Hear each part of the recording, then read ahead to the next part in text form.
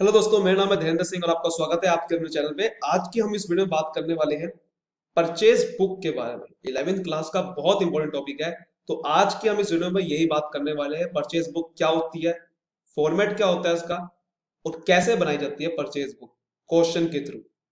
बिना कोई देरी के चलिए स्टार्ट। तो सबसे पहले हम इसका समझते हैं परचेज बुक का मीनिंग क्या होती है। परचेज बुक, सबसे पहले हम इसको समझते हैं परचेज बुक। परचेज बुक एक ऐसी बुक है जो कि सब्सिडरी बुक होती है। सब्सिडरी बुक मतलब जर्नल की एक सब्सिडरी, जर्नल का एक पार्ट, जर्नल का ही एक पार्ट है सब्सिडरी। यानी कि जर्नल काफी तरीके से जर्नल में ट्रांजेक्शन रिकॉर्ड होती है, लेकिन जर्नल से जब हम उसकी सब्सिडी बना देते हैं कि एक कैश बुक अलग बना दी, कैश बुक का जर्नल, एक परचेज बुक का जर्नल अलग बना दिया, तो ये जो जर्नल होते हैं वहां पर परचेज से रिलेटेड ही ट्रांजेक्शन रिकॉर्ड होती है। परचेज बुक यानी कि परचेज से रिलेटेड ट्रांजेक्शन, लेकिन कौन सी परचेज? Credit purchase. कैश वाली परचेज नहीं आएगी यहाँ पर, क्योंकि कैश की तो परचेज कैश की बुक में आएगी ना। वो तो कैश बुक किसने बनाई गई अब? तो जो लार्ज बिजनेस होते हैं वहां पर बहुत ज्यादा ट्रांजेक्शन होती है एक पर्टिकुलर चीज से, जैसे कि परचेज से रिलेटेड, कैश से रिलेटेड। तो वो चाहते हैं कि हम उस ट्रांजेक्शन को एक बुक में रिकॉर्ड कर दें, ना कि हम उसको बार बार जर्नल में देखते रहे कि वो ट्रांजेक्शन कहाँ पर है। तो उस बुक से फायदा क्या होगा कि सिर्फ उसी से रिलेटेड मुझे ट्रांजेक्शन मिल सकती है। इसीलिए हम बनाते हैं परचेज बुक। तो परचेज बुक में सिर्फ कौन सी ट्रांजेक्शन आती है? क्रेडिट ट्रांजेक्शन आती है, वो भी सिर्फ क्रेडिट। और कौन से? Credit purchase. तो क्रेडिट परचेज से रिलेटेड ही ट्रांजेक्शन आती है परचेज बुक में। ना तो रिटर्न की ट्रांजेक्शन आएगी, इसका ध्यान रखना है। ना तो कोई फ्राइट चार्जेस, कोई कैरेज इनवर्ड, कुछ नहीं आएगा इसके अंदर। सिर्फ परचेज से रिलेटेड ही ट्रांजेक्शन आएगी, वो भी कौन सी? Credit purchase. ठीक। तो अब इसका समस्या में तो फॉर्मेट इसका कुछ इस तरीके से है अब परचेज बुक का, जो कि बहुत सिंपल है। यहां लिखेंगे हम परचेज बुक, परचेज बुक। ठीक है। ऊपर वैसे आएगा इन द बुक्स ऑफ, अगर आपके किसकी, जिसका नाम है बिजनेस का, सबसे पहले बिजनेस का नाम आएगा, फिर हम यहाँ लिखेंगे परचेज बुक। ठीक है। उसके बाद हम यहाँ पर बनाएंगे अब इसका फॉर्मेट। यहाँ पर हम अब यहाँ पर हम सबसे पहले लिखेंगे डेट। डेट आती है किसी भी फॉर्मेट में सबसे पहले, जर्नल ही है, बिल्कुल जर्नल जैसा बनेगा फॉर्मेट, डेट। अब यहाँ पर्टिकुलर्स में आपको थोड़ी जगह ज्यादा ज्यादा छोड़नी है, क्योंकि आपको दिखना है कि यहाँ पर बहुत सारे नाम आएंगे, काफी बड़ा बड़ा दिखना पड़ेगा। तो यहाँ पर हम मैं थोड़ी ज्यादा जगह छोड़ देता हूँ। सबसे पहले यहाँ लिखेंगे फिर हम आपका इनवॉइस नंबर। ठीक है। इनवॉइस नंबर, इनवॉइस नंबर आएगा। उसके बाद आपका लेजर फोलियो, लेजर फोलियो।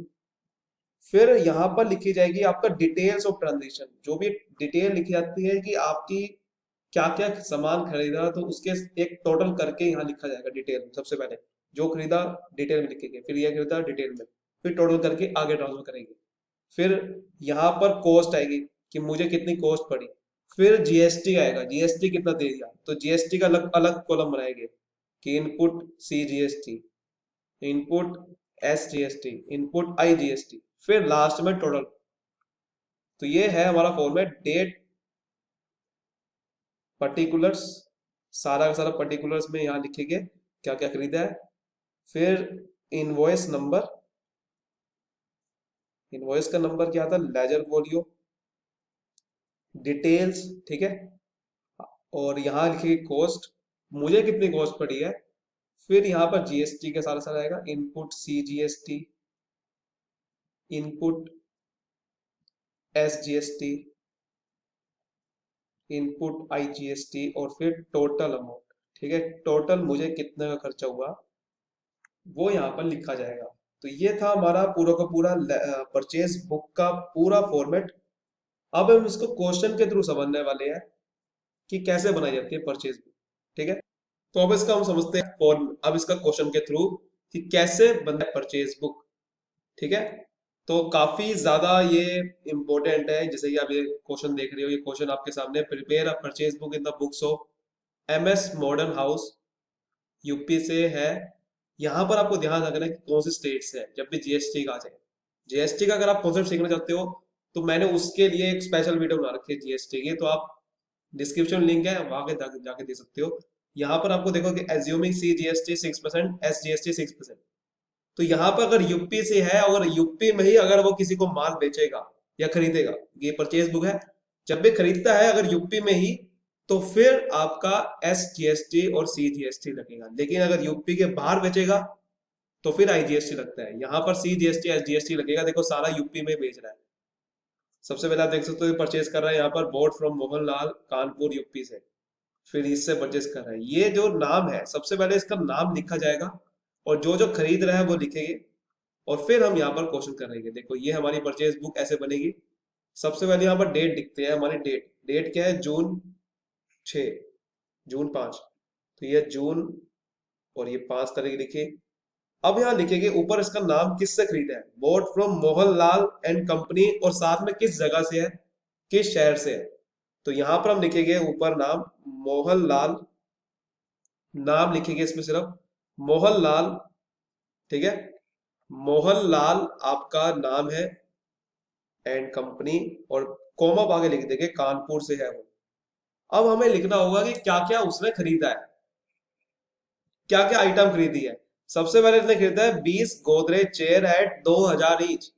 तो यहाँ पर क्या लिखेंगे, सबसे पहले हम बताओ क्या लिखेंगे। यहाँ पर लिखेंगे कि उसने कितने का अमाउंट खरीदी है, कितने का हमको खरीदा है, क्या क्या क्वांटिटी खरीदी है। तो 20 गोदरेज चेयर्स एट 2000 ईच। तो हम यहाँ पर लिखेंगे और ये सारे जो मल्टीप्लाई करके कहाँ जाएगा, डिटेल में जाएगा, ये डिटेल्स में जाएगा। जो जो आप खरीद रहे हो वो सारे पहले डिटेल में लिखेंगे। तो यहाँ पर कितने का अमाउंट बन गई, 20 40, यहाँ पर कितने बने 40,000 की, सिंपल। तो ये 40,000 की अमाउंट बन गई। जो भी अमाउंट यहाँ बनेगी डिटेल में लिखते जाएंगे। आप देखो तो और क्या खरीदा है, 5 गोदरेज चेयर 6,000 इंच की। तो यहाँ लिखेंगे 5 गोदरेज चेयर्स एट 6,000 इंच, ठीक है। और जितने का हमारा अमाउंट बने, कितने की बनेगी, 30,000 का बन गया ना, 30,000 लिख दिया हमने, सिंपल है ना भाई। आगे और देखते हैं आगे क्या खरीदा है, बस यही खरीदा इसने। अब यहाँ पर ट्रेड डिस्काउंट लगेगा 20% का। ट्रेड डिस्काउंट जो यहाँ पर लगता है किसी से जब खरीदते हैं। सबसे पहले यहाँ पर कितने का अमाउंट टोटल हमने खरीद लिया, इससे 70,000 खरीद लिया है, 70,000 लिख दिया। अब यहाँ लिखेंगे लेस ट्रेड डिस्काउंट, ठीक है। यहाँ क्या लिखेंगे, लेस ट्रेड डिस्काउंट। अब ट्रेड डिस्काउंट कितने का दिया उसने, उसने दिया है 20% का डिस्काउंट हमें दिया है। तो यहाँ पर 20% का डिस्काउंट माइनस करेंगे। तो 20% का डिस्काउंट कितना होगा, 70,000 का 20% कितना होता है, 14,000। तो 14,000 का डिस्काउंट आया। अब कितना हमारा बिल बन गया, इसका मतलब 56,000 का, 56,000 रुपीज एक्चुअल में। अब हमें ये हमारी 56,000 क्या है, ये 56,000 हमारी कॉस्ट प्राइस है। इतने की हमें कॉस्ट पड़ी एक्चुअल में जीएसटी के छोड़ के अभी। लेकिन अब यहां पर अब जीएसटी लगेगा, कितना लगेगा, जीएसटी का जो रेट है 6% सी जीएसटी एस जीएसटी देना पड़ेगा। जब भी, क्योंकि यूपी से था और यूपी से खरीदा है, तो यानी कि वो हमें जीएसटी अब ऐड करना पड़ेगा इसके ऊपर। जीएसटी के साथ हमें उसको देना पड़ेगा ना प्राइस। हमें तो कॉस्ट 56,000 पड़ी है कॉस्ट, क्योंकि जो एक्चुअल बुक में लिखा जाएगा ना, वो कॉस्ट में क्या लिखा जाएगा 56,000, लेकिन जीएसटी अलग से लिखेंगे। तो यहाँ पर लिखेंगे सी, यहाँ सी जीएसटी कौन सा, इनपुट वाला। तो इनपुट सी जीएसटी एट 6%। फिर हमें देना पड़ेगा इनपुट एस जीएसटी एट 6%। तो 56,000 का 6% निकालेंगे। आपको पता है कि इसका 1% 56 होता है, और 6 से मल्टीप्लाई कर दो, कितना आ गया बताओ, 336, ठीक है, 336। तो 336 देना पड़ेगा और फिर 336 यहाँ भी लगेगा, ठीक है। और टोटल मिला के कितना आ गया, यहाँ पर टोटल मिला के एक्चुअली में यहाँ पर हमारा आएगा 3360, ठीक है। और ये जो कॉस्ट प्राइस है हम थोड़ा आगे लिख देंगे, इसको जब ट्रांसफर करेंगे तो यहाँ पर एक साथ करेंगे ना, तो इसको थोड़ा यहाँ लिख देते हैं। अभी देखो यहाँ पर पहले टोटल देखो कितना आ जाएगा, ये आ जाएगा हमारा 6, हमारा कितना आ जाएगा ये 6 7, ठीक है। एक मिनट, यहाँ पर 6 और 6, हाँ 62720, ये हमारा टोटल आ जाएगा। और ये हम ट्रांसफर कैसे करेंगे, ट्रांसफर करते हुए हम लिखेंगे कि 56,000 रुपीज तो कॉस्ट प्राइस है हमारा, ये जो हम पे करेंगे, उसमें से 3360 हमारा है इनपुट सीजीएसटी, 3360 है एसजीएसटी, ये आईजीएसटी तो है ही नहीं, और टोटल मिला के 6270 हमारा टोटल अमाउंट बनी। इस तरीके से हमारा बनाना है। बात समझ में आ रही है कैसे करना है? अब यहाँ पर ऐसे ही हम अगला में खरीदेंगे। अगला देखो इनने क्या, जून 10 को कितने हमें खरीदा है, भारत भूषण सन्स वाराणसी, इससे खरीदा है। तो इस तरह से एंट्री बनती है यार। और जब हम यहाँ लिखेंगे जून 10 को, तो यहाँ लिखेंगे आपका क्या, किससे खरीदा है हमारा, भारत भूषण एंड सन्स।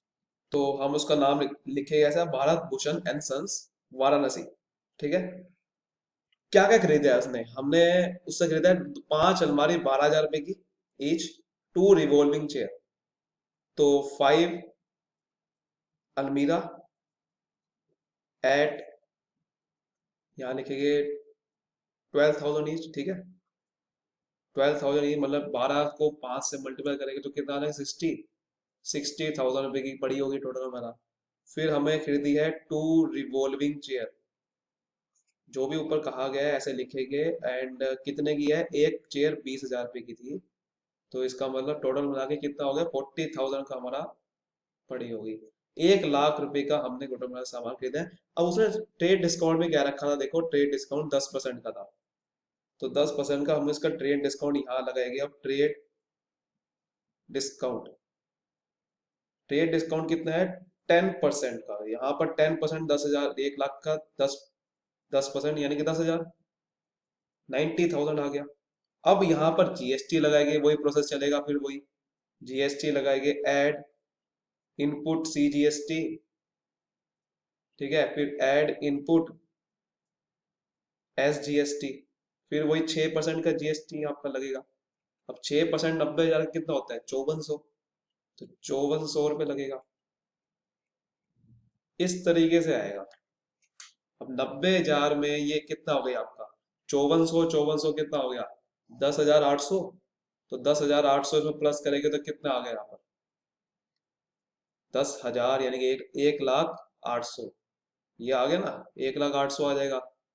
तो अब यहाँ पर इसका मतलब 1,08,000 नहीं लिखेंगे, देखो यहाँ पर, अब यहाँ ध्यान रखना, 90,000 की कॉस्ट है, तो देखो ये कॉस्ट का कॉलम है ना, कॉस्ट कितनी की, 90,000 की है, उसमें से 5400 यहाँ पर, 5400 ये है सीजीएसटी एसजीएसटी, टोटल मिला के 1,08,800 रुपये आपका टोटल अमाउंट हमें पे करनी। इस तरीके से होता है कि आपका डिटेल में हर चीज लिखी जा रही है। पहले डिटेल में आपने लिखा क्या क्या सामान खरीदा, उसकी टोटल प्राइस बना लिया, 1 लाख का बना, फिर ट्रेड डिस्काउंट आया, 90,000 का एक्चुअल में आपको प्राइस है जो देना है, लिस्ट प्राइस से बोल सकते हैं। फिर यहाँ पर हमने जीएसटी लगा दिया। अब यहाँ पर आप देखो तीसरा, जून 14, अब यहाँ जून 14 डाल दो, जून तो ऊपर लिखा होता है, 14 खाली डेट यहाँ लिखते हैं। यहाँ पर क्या है, सूर्य ट्रेडर लखनऊ से, तो सूर्य ट्रेडर का नाम आएगा, सूर्य ट्रेडर्स। ठीक है, लखनऊ से है। इसका ना आप एक वर्किंग नोट भी बना सकते हो, मतलब वर्किंग नोट में काफी अच्छा रहेगा कि ये मल्टीप्लाई जब करना, वैसे तो यहाँ पे मल्टीप्लाई बड़ा सिंपल है, इसका वर्किंग नोट बनाने की जरूरत नहीं है, लेकिन मल्टीप्लाई जब दिक्कत वाला हो, बहुत ज्यादा हो, तो उसको वर्किंग नोट में भी दिखा सकते हो मल्टीप्लाई करके। ठीक है ना, 80 डेस्क खरीदे 2500 के, तो यहाँ लिख दो 80 डेस्क एट 2500 ईच, तो 2500 को 80 से मल्टीप्लाई करेंगे, क्योंकि एक डेस्क 2500 का है, तो 80 डेस्क कितने की हो जाएगी, 25 8 जा कितना होता है, 200, तो 25 8 जा 200 होता है, जीरो कितनी है, फिर 3 जीरो है। मल्टीप्लाई देखो आप मुंह जुबानी वैसे कर सकते हो बिना कैलकुलेटर के, तो यहाँ पर 2 लाख आ गया। ऐसे ही अब क्या खरीदा है, और यहाँ पर 10 सोफा खरीदे हैं 20,000 रुपए के एक, तो 10 सोफा एट 20,000 ईच, मतलब कि 2 लाख के ये भी पड़ गया सामान, है ना, 2 लाख का ये भी सामान पड़ गया। ट्रेड डिस्काउंट यहाँ 15% का है, यहाँ पहले कितने का हो गया, ये 4 लाख का सामान बन रहा है। अब यहाँ पर ट्रेड डिस्काउंट देना पड़ेगा, यहाँ पर भी ट्रेड डिस्काउंट कितने का है, 15% का है, तो यहाँ पर 15% लगाओ, ट्रेड डिस्काउंट कितना आ गया यहाँ पर, 15 4 जगह तो होता है 60, अब यहाँ पर 60 तो आ जाएगा, लेकिन यहाँ पर 2 जीरो कटेगी वहां से, तो यहाँ तो ये 60,000 रुपीज जब इसको माइनस करेंगे तो हमारे पे क्या आ जाएगा यहाँ पर 2,40,000, सॉरी 3,40,000 रुपीज, ठीक है। तो 3,40,000 रुपीज आ जाएगा यहाँ पर। फिर हम वही चीज करेंगे, अपना वही चल रहा है हमारा, तो जीएसटी में देना पड़ेगा। जीएसटी आपको पता ही कितना है हमारा।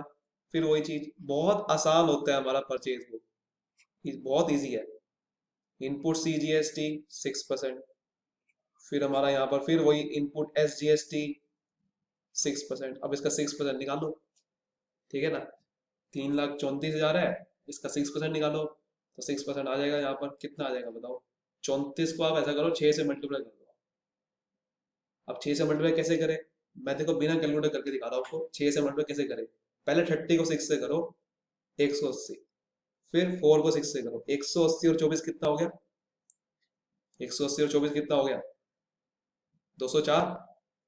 तो 204 बस यहाँ पर आ गया। बाकी अब यहाँ पर 2 जीरो हट जाएगी वहां से, तो वही आ गया यहाँ पर 20,400। ऐसे ही यहाँ पर भी 20,400, है ना मजेदार। अब इसको प्लस कर दो यहाँ पर, ये 8 आ जाएगा यहाँ पर, ये 4 आ गया। 4 तो नहीं आ जाएगा यहाँ पर वैसे, लेकिन ये 8 आ जाएगा, यहाँ पर भी 8 आ जाएगा।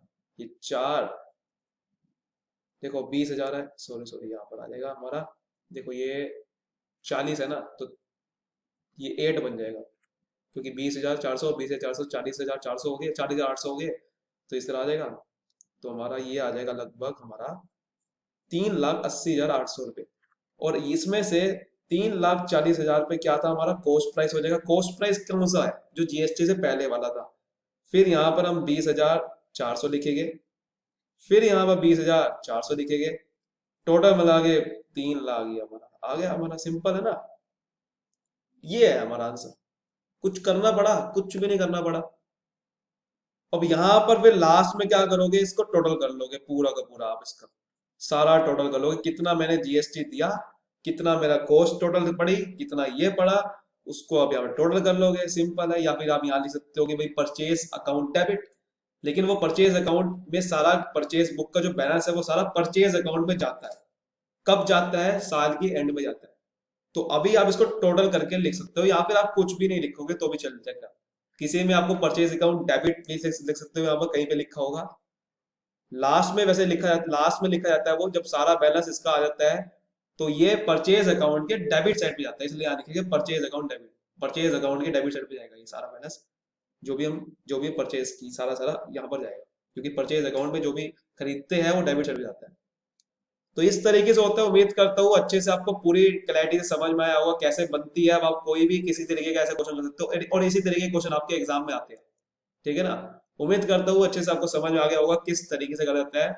और ध्यान रखना हमेशा, कभी भी कैश की ट्रांजेक्शन परचेज की, यहाँ पर तो क्वेश्चन में मैंने आसान दिया था कि कैश की ट्रांजेक्शन भी कहेगा, वो नहीं आएगी, ठीक है ना। नाम जब भी लिखा होता है तो हमेशा क्रेडिट की ट्रांजेक्शन ही होती है, तो ये चीज हमेशा ध्यान रखनी है आपने। कभी भी कोई चार्जेस हो, फ्लाइट के चार्जेस वगैरह कुछ नहीं आएंगे, ठीक है। सो उम्मीद करता हूँ अच्छे से आपको समझ में आएगा। वीडियो पसंद आई तो जरूर को लाइक करना, सब्सक्राइब करना चैनल को, कमेंट कर बताना कैसी लगी, और ऐसी और टॉपिक की वीडियो चाहते हो तो आप जरूर कमेंट करना। और इससे रिलेटेड, क्लास 11 से रिलेटेड कोई भी आप वीडियो चाहते हो तो आप प्लेलिस्ट में जाओ 11th क्लास की, सारी वीडियोस मिल जाएगी। तो मिलते हैं अगली वीडियो में, तब तक bye bye, thank you so much.